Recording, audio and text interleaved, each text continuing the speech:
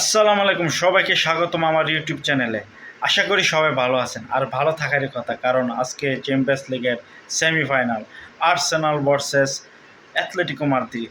আমরা সবাই জানি সেমিফাইনালের প্রথম লিগে ওরা এক একভাবে ড্র করছে, দোনোটা গোলে আসছে প্ল্যান্টিক থেকে।